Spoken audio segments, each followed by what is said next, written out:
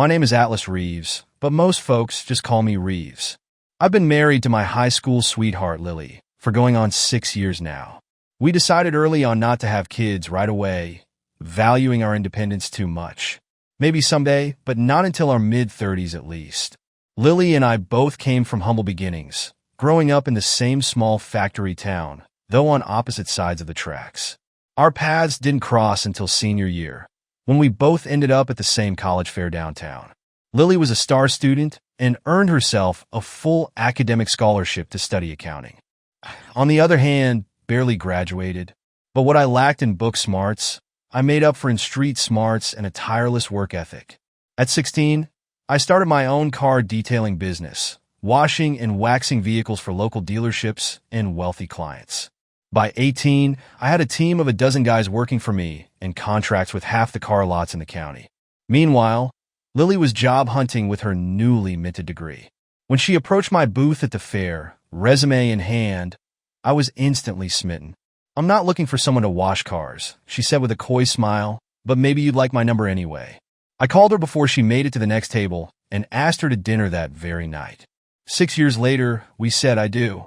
Thanks to that fateful job fair, Lily landed an entry-level accounting position at a big auto parts manufacturer. Within 5 years, she worked her way up to head of accounts payable. We were living quite comfortably on our dual incomes with no kids. As for me, my detailing empire expanded, becoming the go-to shop for luxury car owners across the state. I even landed a few celebrity clients. It's funny, as a car detailer, you end up hearing all sorts of juicy gossip. Rich people talk freely in front of the help, assuming we're deaf or dumb. Helps that I have a trustworthy face too. So it wasn't unusual when about 6 months back, a high-profile client lingered after I finished with his Porsche 911, seemingly eager to chat. "Mr. Reeves," he said, handing me his business card. "I'm Vince Sloan, private investigator. I was hoping I could engage your services." I shook his hand and asked how I could be of assistance, assuming he needed a fleet of cars or surveillance vans detailed. But I was way off the mark. "Please call me Vince," he insisted. "I'll cut right to the chase. I'm working for a client who suspects his wife is being unfaithful, or at least on the verge. My client's wife is an accountant at Pylon Auto Parts. They recently took on a new exec, a real shark named Declan Shaw. Shaw has a reputation for wrecking homes, if you catch my drift. He's been whining and dining my client's wife, sending flowers, flirty texts, the whole 9 yards. Textbook stuff so far. But now he's angling for a weekend rendezvous. We've got a lot of pieces to the puzzle, but still a few gaps to fill." I nodded, intrigued, but still unsure what this had to do with me. Then it clicked. Lily worked at Pylon. Suddenly, I was hanging on Vince's every word. He must have sensed my interest peaked. "I was hoping you could help us fill in those final pieces," Vince continued. "This Shaw character, he leaves little gifts and notes on her desk. She reads them and then tosses them in her trash can. Your crew services the offices at Pylon, right? Think you could have your guys keep an eye out, maybe collect any personal items that end up in her waste bin and pass them along to me? I've vetted it with my legal team, totally above board since it's garbage. I've also got the green light from her employer." I raised an eyebrow at that last part. Why would Pylon agree to let a pie snoop on one of their employees? Vince must have read my mind. He pulled out a business card and slid it across my desk. "Here's the CEO's direct line if you don't believe me. Give him a call. He'd rather not deal with the inevitable sexual harassment suit if this Shaw guy crosses the line. A little corporate espionage is a small price to pay to avoid that mess."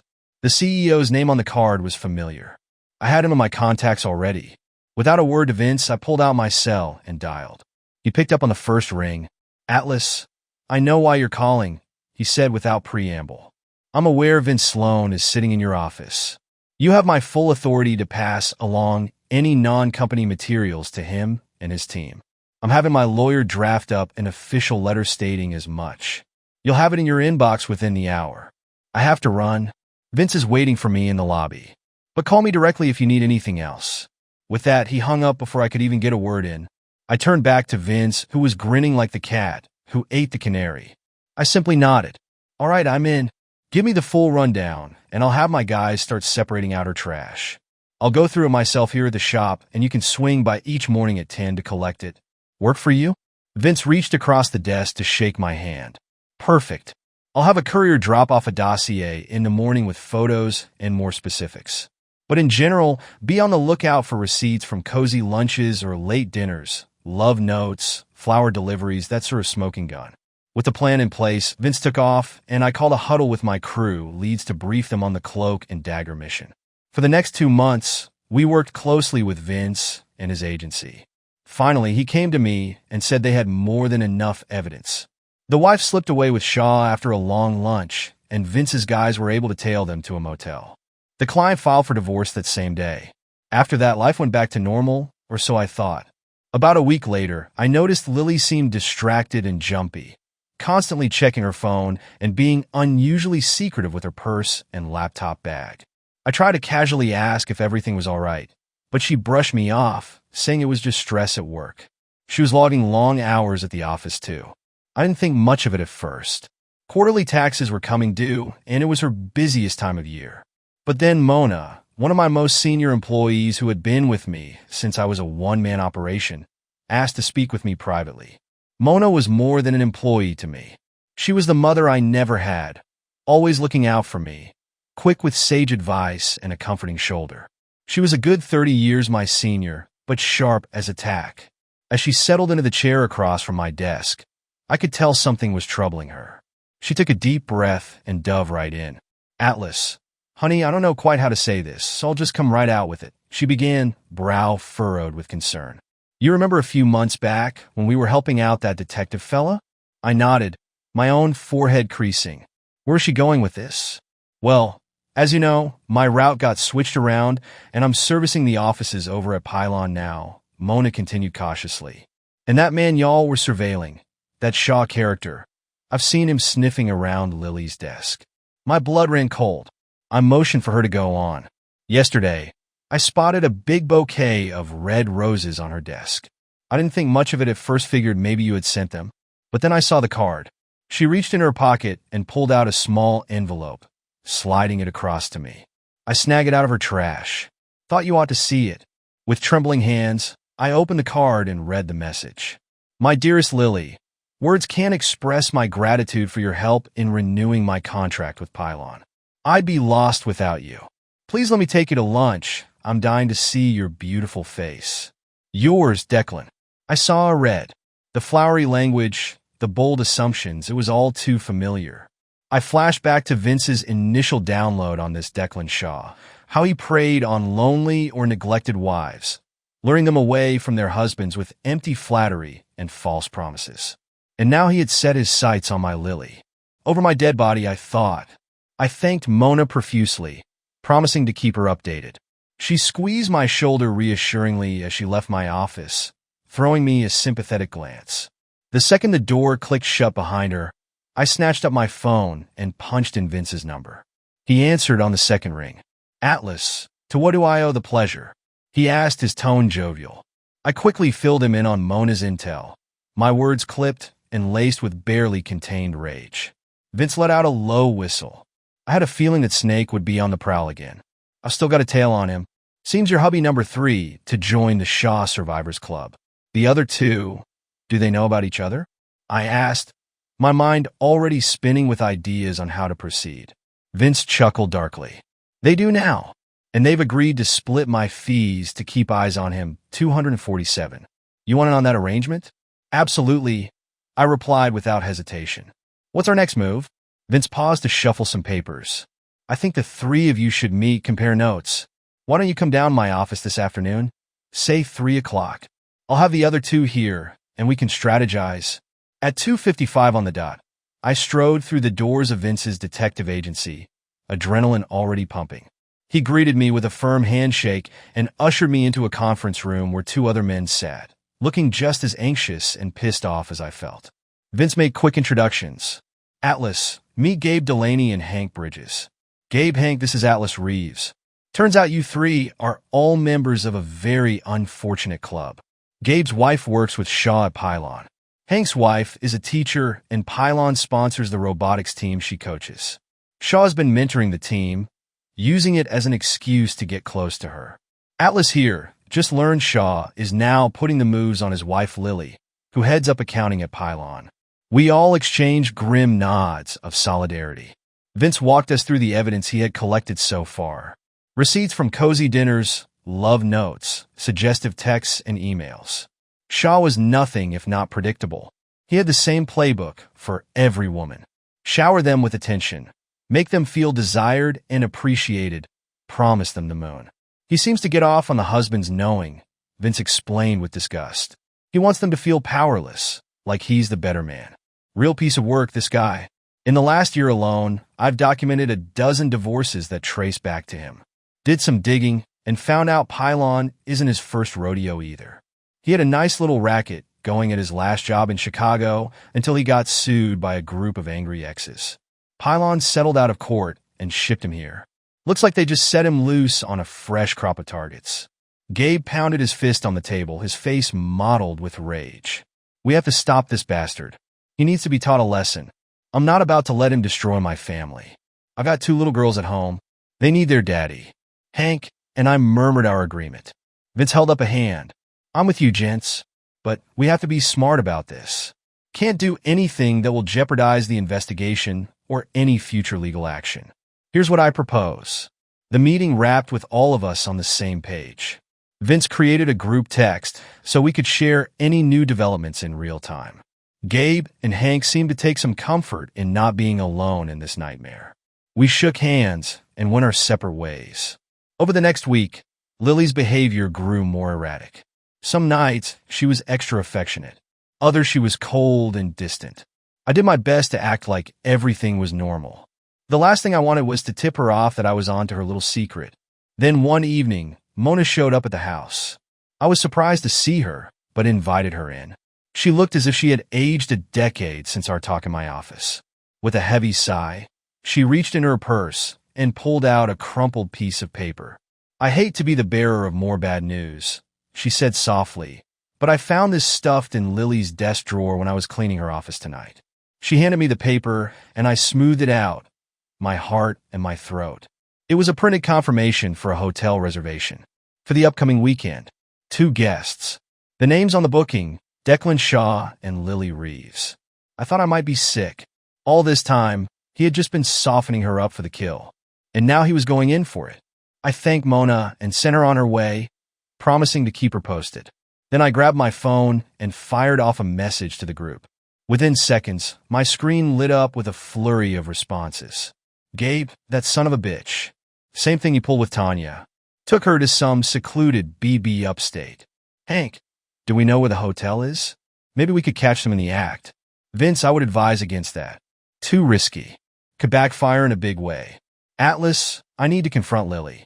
Tonight. Put an end to this before it goes any further. Vince, tread carefully, Atlas. You don't want her to feel ambushed. That may just push her away. Gabe, Vince is right. When I confronted Tanya, she got defensive, said I was paranoid. Gaslit the hell out of me. Hank, so what? We just sit back and let this happen? Let him win? Atlas, not a chance. I have an idea, but I'll need all of your help to pull it off. I laid out my plan. It was a Hail Mary, but I was out of options. Gabe and Hank were quick to volunteer their assistance. Even Vince agreed to play his part. We agreed to touch base in the morning to finalize the details. I stayed up half the night, agonizing over every scenario, second-guessing myself. But in the end, I knew I had to fight for my marriage. For Lily, even if it meant losing her in the process. The next morning, I was on edge. I could barely choke down my coffee and toast.